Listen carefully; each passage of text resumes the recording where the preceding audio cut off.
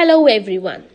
The chapter which we are going to start today is chapter Work, Energy and Power of class 10 physics. And the topic which we are going to discuss is work.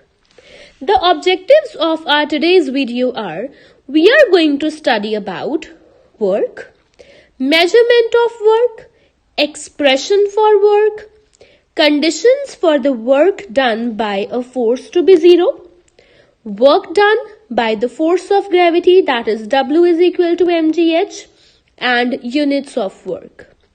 So let's start with our today's topic, that is work. In our daily life, the word work is used for some sort of exertion. It can be any physical exertion or mental exertion, or for various activities such as writing, eating or reading. We say that we are doing work. But in case of physics, the word work is used in a specific sense. Let's see how is work defined in physics. In physics, work is said to be done only when the force applied on a body makes the body move. That is, there is a displacement of the body. For example, a person while pushing a car, a cyclist while paddling a cycle, a horse while pulling a cart, a person going upstairs, and a coolie lifting a load. In all these examples, force is making the bodies move. That is, force is causing displacement. So work is done by the force. However, if a man tries to push a wall, or a child tries to push a heavy load, or a coolie just standing with a load on his head, they are not able to move them, then scientifically no work is being done by them. So we can say that if there is no displacement on the application of force, no work is done in terms of physics. Let us start with the next topic now, which is measurement of work. Here we have a diagram in which this is a box. Force F is applied on the box in this direction and the box is displacing in this direction. Theta is the angle between applied force and the direction of displacement. Now, mathematically, work is equal to the product of force and displacement of the body with cos of angle between force applied and direction of displacement. So, the formula for work done is W is equal to Fs cos of theta. Dear children, work is a scalar quantity. Let's discuss some special cases. Case 1. If the displacement is in the direction of force, that is, theta is equal to 0 degrees, then cos 0 degrees is equal to 1. Now in the formula, W is equal to Fs cos of theta. Cos theta is equal to 1. So W is equal to F into S. So in this case, the work done is always positive. For example, when we are applying force on this block, which is lying on this table, this is the direction of force and this is the direction of displacement. Here, the direction of displacement and the direction of applied force is same, which means theta is 0 degrees. So, the work done is positive. The next special case is when the displacement is normal to the direction of force.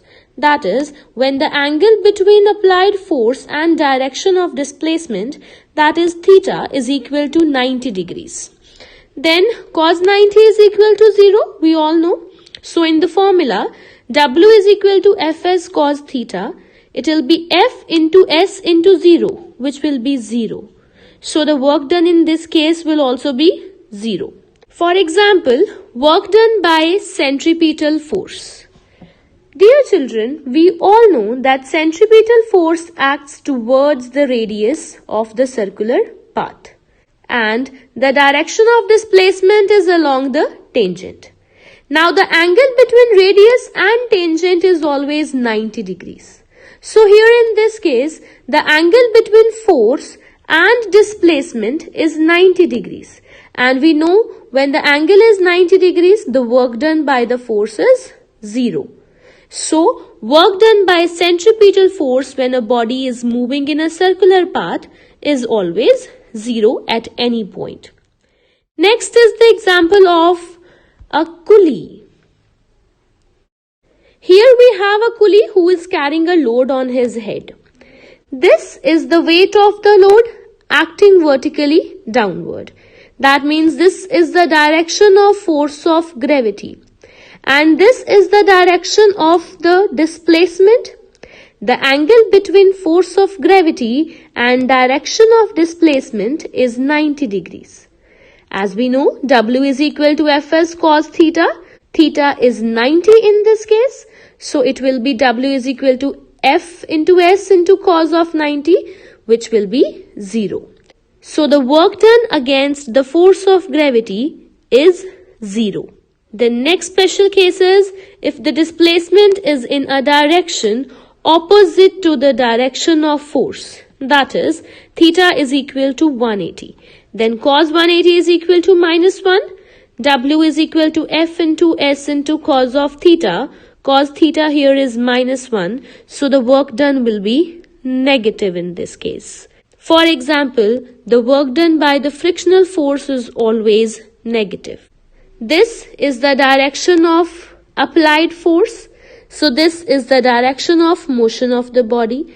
We all know that frictional force always acts in direction opposite to the direction of motion. So this is the direction of frictional force. The angle between frictional force and the direction of motion is 180, and we all know that cos 180 is minus 1. So the work done in this case is always negative. Let's discuss one more example. When a person lifts a load in upward direction, the work done by force of gravity is always negative. According to this example, this is the direction of displacement and force of gravity is acting vertically downwards.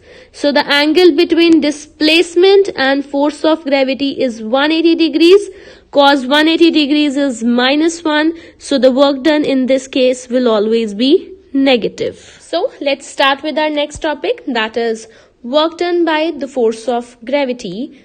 W is equal to mgh. Let's discuss this with the help of a diagram. Here we have a body of mass m, which is at a height h from the surface. The force of gravity, that is, the weight of the body is acting vertically downwards, and it is F is equal to mg. So according to our formula, W is equal to Fs cos of theta.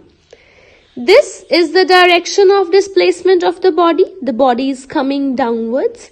And this is the direction of force of gravity. So the angle between force and displacement is 0 degrees. So W is equal to Fs cos of 0 degrees. As we know, cos 0 is equal to 1. So W is equal to F into S into 1. That is, W is equal to F into S. But in this case, F is equal to mg and S is equal to h. So W will be mg into h, that is, W is equal to mgh. This is work done by the force of gravity. Next topic is units of work. Let's discuss the SI unit of work first, which is joule. The SI unit of work is joule and its symbol is capital J. Now, we know work is equal to force into displacement. Let's write them in terms of their units. 1 joule, which is unit of work, is equal to 1 Newton, which is unit of force, into 1 meter, which is unit of displacement. 1 joule is equal to 1 Newton into 1 meter. From this formula, we'll define 1 joule now, which is 1 joule of work is said to be done when a force of 1 Newton displaces a body through a distance of 1 meter in its own direction. Let's discuss some bigger units of work.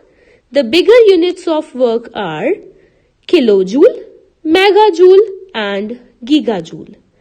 The relations are 1 kilojoule is equal to 10 raised to power 3 joule, 1 megajoule is equal to 10 raised to power 6 joule and 1 gigajoule is equal to 10 raised to power 9 joule.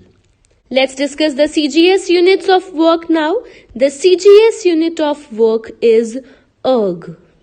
As we know, work is equal to force into displacement. If we want to write this in terms of units, 1 erg is equal to 1 dyne.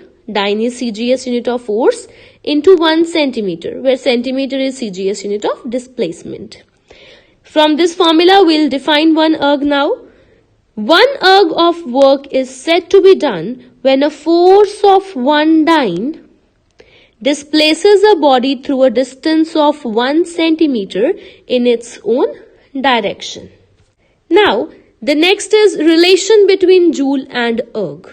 As we all know, 1 joule is equal to 1 Newton into 1 meter. 1 Newton is equal to 10 raised to power 5 dyne and 1 meter is equal to 10 raised to power 2 centimeter. So it will be 10 raised to power 5 dyne into 10 raised to power 2 centimeter. Bases are same and we have multiplication sign in between, so the powers will be added. So it will be 10 raised to power 5 plus 2, that is 7 dyne centimeter. So we can say that 1 joule is equal to 10 raised to power 7 erg. So my dear children, this was all about our today's video. We'll continue with our next topics in our next videos. Thank you so much.